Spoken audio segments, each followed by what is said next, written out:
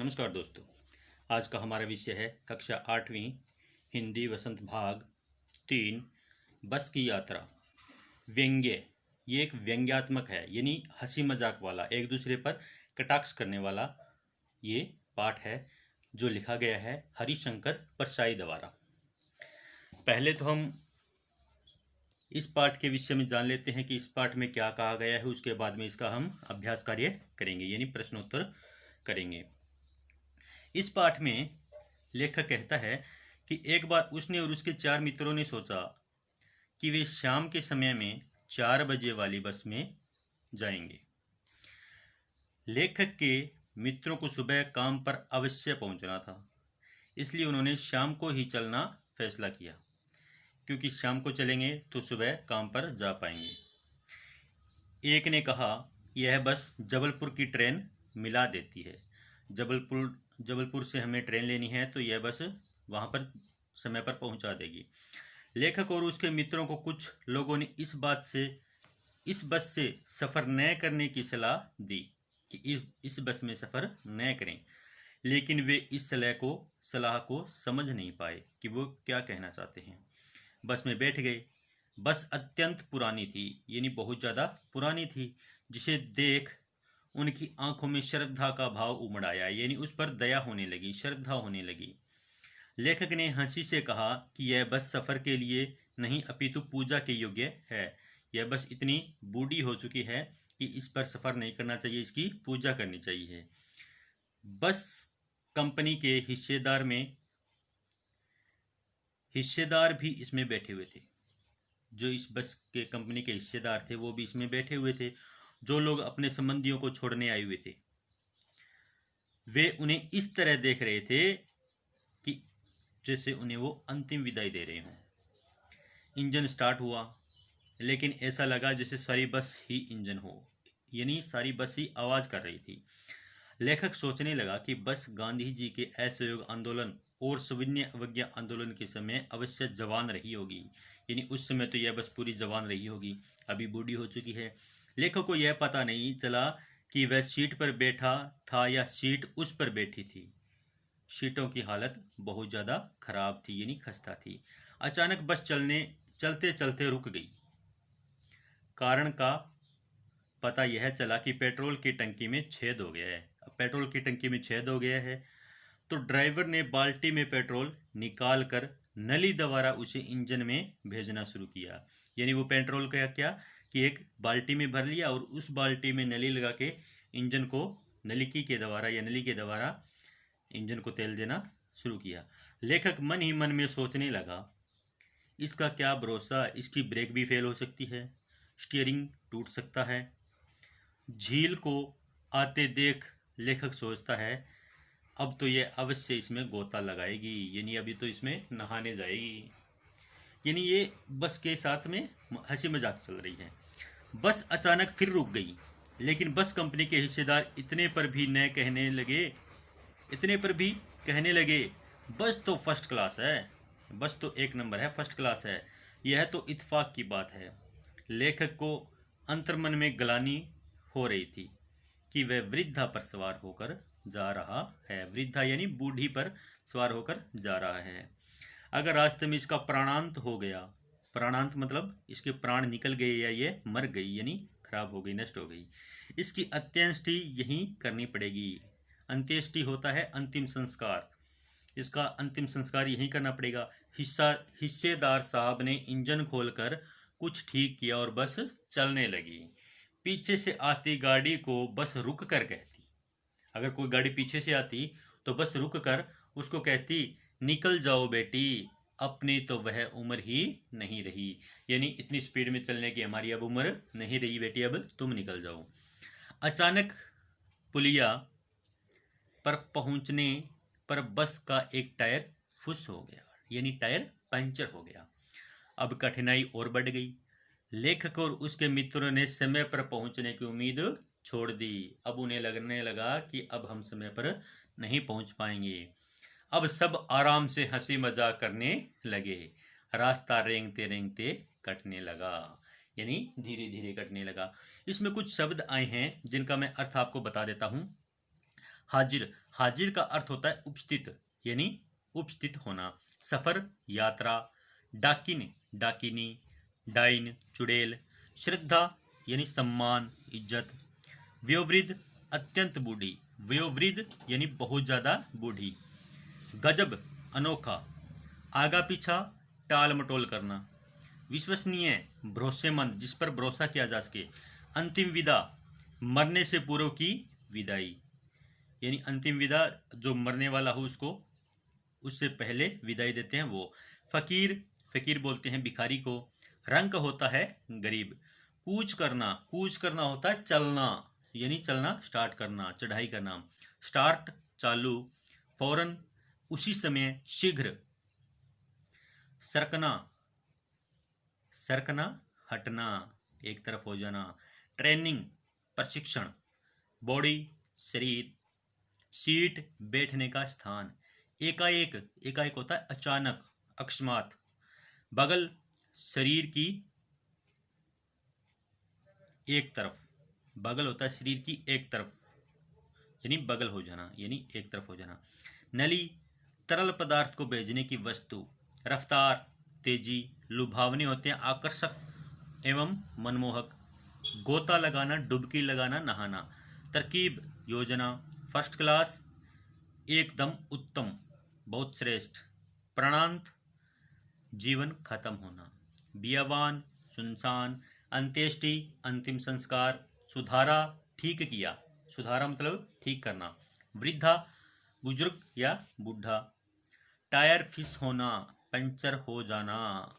थम गई, रुक गई। उत्सर्ग, उत्सर्ग कर देना, त्याग कर देना, न्योछावर कर देना।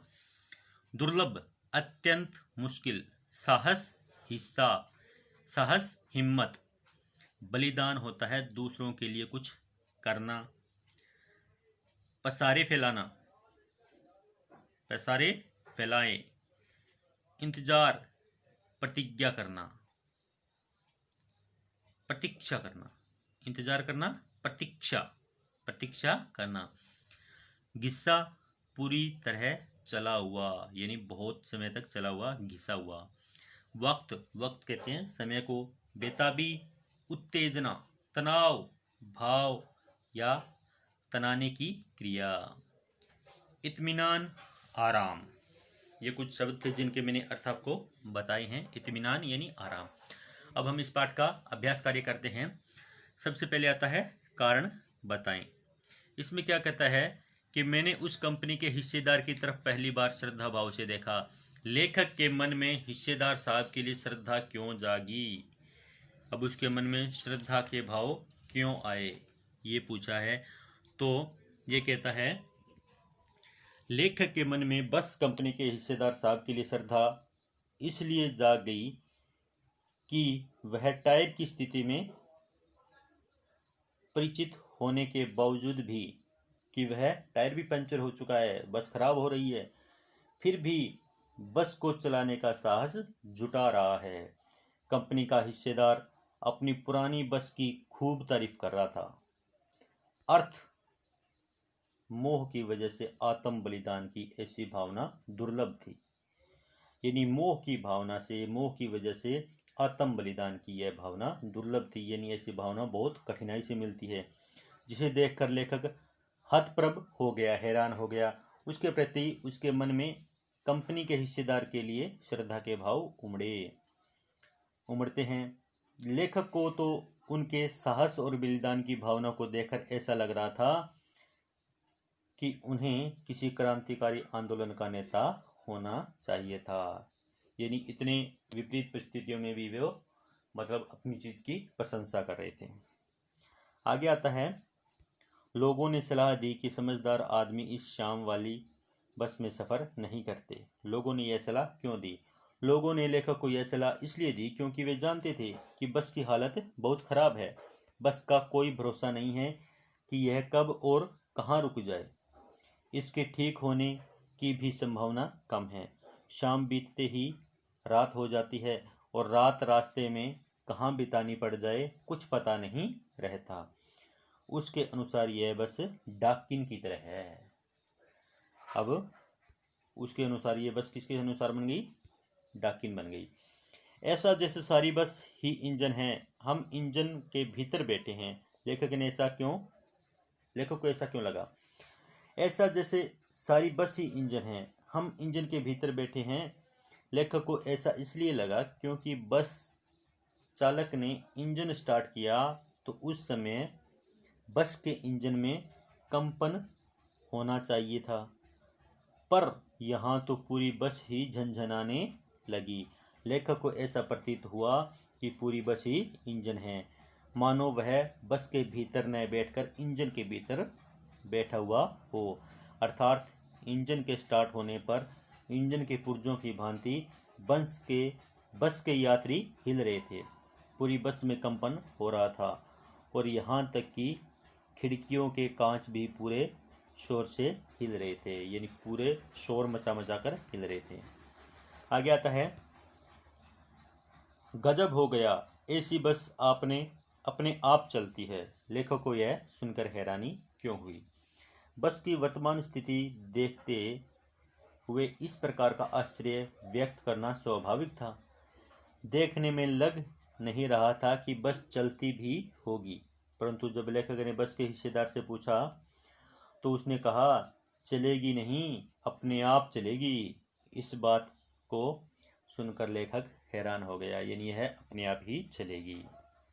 आगे आता है, मैं हर पेड़ को अपना दुश्मन समझ रहा था। लेखक पेड़ों को अपना दुश्मन क्यों समझ रहा था? बस की जर्जर अवस्था से लेखक को ऐसा महसूस हो रहा था, यानी बस की हालत बहुत खराब है, जर्जर है, तो उसको महसूस हो रहा था कि बस की स्टीयरिंग कहीं टूट भी सकती है तथा ब्रेक फेल हो सकता है। ऐसे में लेखक को डर लग रहा था कि कहीं उसकी बस किसी पेड़ से टकरा न जाए। एक पेड़ निकल जाने पर वह दूसरे पेड़ का इंतजार करता था कि बस कहीं इस पेड़ से न टकरा जाए। यही वजह है कि लेखक को हर पेड़ अपना दुश्मन लग रहा था कि बस अनियंत्रित होकर कभी भी इनसे टकरा सकती है। अब लेखक को यूं लग रहा था कि अगर बस का स्टीयरिंग फेल हो गया या ब्रेक फेल हो गया तो वह पेड़ में जाके लगेगी। बाई चांस वह पेड़ निकल जाता तो आगे वाले पेड़ के लिए यही सोचता, यानी हर एक पेड़ उसको दुश्मन की तरह लग रहा था। आगे आता है, सविनय अवज्ञा आंदोलन किसके नेतृत्व में, किस उद्देश्य से तथा कब हुआ था? इतिहास की उपलब्ध पुस्तकों के आधार पर लिखिए। तो सविनय अवज्ञा आंदोलन महात्मा गांधी के नेतृत्व में 1930 में अंग्रेजी सरकार से असहयोग करने तथा पूर्ण स्वाधीनता प्राप्त करने के लिए किया गया था। भारतीय समाज वैसे ही गरीबी में दिन बिता रहा था। अब भारतीय समाज क्या था कि गरीबी में दिन बिता रहे थे। वे मुश्किल से नमक रोटी खाकर गुजारा कर रहे थे, खाने को बहुत कुछ कम था। अंग्रेजी सरकार ने नमक पर भी टैक्स लगा दिया। अब नमक खरीदोगे तो उस पर भी टैक्स लगा दिया। तब इससे नाराज होकर गांधी जी ने 12 मार्च 1930 को दांडी मार्च करके नमक कानून को तोड़ा था। आगे आता है, सविनय अवज्ञा का उपयोग व्यंग्यकार ने किस रूप में किया? लिखिए। सविनय अवज्ञा आंदोलन 1930 में सरकारी आदेशों का पालन न करने के लिए किया गया था। इसमें अंग्रेजी सरकार के साथ सहयोग न करने की भावना थी। लेखक ने सविनय अवज्ञा का उपयोग बस के संदर्भ में किया है। वह इस प्रतीकात्मक भाषा के माध्यम से यह बताना चाह रहा है कि बस विनयपूर्वक अपने मालिक व यात्रियों से उसे स्वतंत्र करने का अनुरोध कर रही है, यानी बस उनसे अपने आप को आज़ाद करने का अनुरोध कर रही है। जिस तरह अंग्रेजों की दमनपूर्वक नीति के खिलाफ भारतीय जनता विनयपूर्वक संघर्ष के लिए आगे बढ़ती रही, उसी तरह यह खटारा बस भी जर्जर होने के बावजूद चलती जा रही है। भाषा की बात, बस वस बस 3 शब्द है। बस वश बस, ये 3 शब्द है। इनमें बस सवारी के अर्थ में, वश अधीनता के अर्थ में और बस पर्याप्त के अर्थ में। प्रयुक्त होता है। जैसे बस से चलना होगा, मेरे वश में नहीं है, अब बस करो। उपयुक्त शब्दों के समान वश और बस शब्द से दो दो वाक्य बनाइए। अब ये कहता है बस, इसमें सवारी के अर्थ में लिया गया है तुम्हारी देरी के कारण मेरी बस निकल गई, यानी मेरी बस चली गई है। अब दूसरा आता है जब तक बस नहीं आती यहीं खड़े रहो। अब वश के अर्थ में आता है आज कल के बच्चों को समझना सबके वश की बात नहीं है, यानी सबके वश की बात नहीं है कि आजकल के बच्चों को समझ जाए। भगवान की करनी मनुष्य के वश में नहीं है, जो भगवान करता है वह मनुष्य के वश में नहीं है। बस सिर्फ मात्र के अर्थ में, बस करो कितना खाओगे, बस करो इतना काफी है। आगे आता है हम 5 मित्रों ने तय किया कि शाम 4 बजे की बस से चलें। पन्ना ने इस कंपनी की बस सतना के लिए घंटे बर्बाद मिलती है। ऊपर दिए गए वाक्यों में ने की से आदि वाक्यों के दो शब्दों के बीच संबंध स्थापित कर रहे हैं। ऐसे शब्दों को कारक कहते हैं। इसी तरह दो वाक्यों को एक साथ जोड़ने के लिए की का प्रयोग होता है। कहानी में से दोनों प्रकार के 4 वाक्यों को चुनिए। अब जैसे ये की किया है कि ये दो वाक्यों को जोड़ रहा है, ने मित्रों ने, ये कारक दर्शाता है, से कारक दर्शाता है। तो इसी प्रकार कारक शब्द से निर्मित वाक्य हैं यह समझ में नहीं आता कि सीट हम पर बैठे हैं या सीट पर हम बैठी हैं। तो कि यह तो वाक्य को जोड़ने का काम कर रहा है, में कारक आ गया अधिकरण, ठीक है, पर भी अधिकरण कारक आ गया, ठीक है। आगे आता है नई नवेली बसों से ज़्यादा विश्वसनीय है। अब से क्या है, ये भी कारक है, कर्ण कारक। यह बस पूजा के योग्य है कि कारक आ गया। बस कंपनी के हिस्सेदार भी उसी में बैठे हैं, में और के, ये कारक आ गए। आगे आता है हम फौरन खिड़की से दूर सरक गए। चांदनी में रास्ता टंटोल कर वह रेंग रही थी। दिए गए वाक्यों में आई, सरकना और रेंगना जैसी क्रियाएं दो प्रकार की गतियां दर्शाती हैं।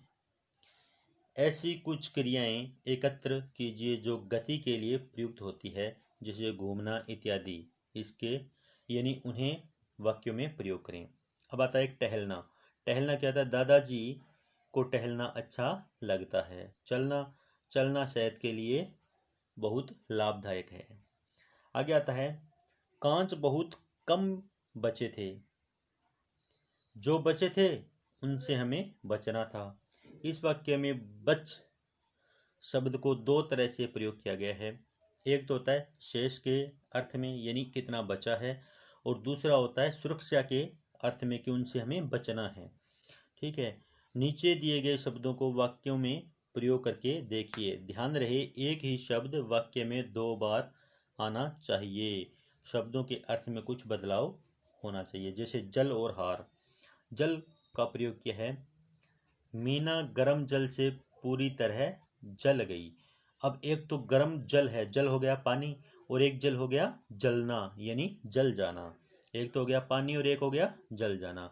हार, हार में क्या आता है कि यह प्रतियोगिता के इस पड़ाव में किसकी जीत होगी उसे मोतियों का हार मिलेगा। जिसकी हार होगी वह प्रतियोगिता के बाहर होगा। यानी अगर कोई जीतेगा तो उसको हार, यानी जो गले में पहनते हैं वो हार मिलेगा, और जिसकी हार होगी यानी जो प्रतियोगिता में हार जाएगा वह प्रतियोगिता से बाहर हो जाएगा। इसका अर्थ हो गया हारना, और यह हो गया गले का हार। ये हो गया हमारा प्रश्न नंबर 11। अभी आता है 12। बोलचाल में प्रचलित अंग्रेजी शब्द फर्स्ट क्लास में 2 शब्द हैं, फर्स्ट क्लास। यहाँ क्लास का विशेषण है फर्स्ट। चूंकि फर्स्ट संख्या है, फर्स्ट क्लास संख्यावाचक विशेषण का उदाहरण है। महान आदमी में किसी आदमी की विशेषता है महान, यह गुणवाचक विशेषण है। संख्यावाचक विशेषण और गुणवाचक विशेषण के दो दो उदाहरण खोजकर लिखिए। तो ये क्या है कि फर्स्ट क्लास, ये क्लास का विशेषण है फर्स्ट, ठीक है। इसी प्रकार नीचे बताएगा संख्यावाचक विशेषण। संख्यावाचक विशेषण होता है 1 2 3 4 8 10 15 20 जो भी होते, तो 4 4 आ गया, 8 आ गया, 10 आ गया। गुणवाचक होता है गुण बताना, उनमें क्या गुण है। चांदनी रात, अब रात की विशेषता क्या है कि क्या गुण है उनमें कि वह चांदनी है यानी चमकदार है। समझदार आदमी, आदमी की विशेषता क्या है कि वह समझदार है।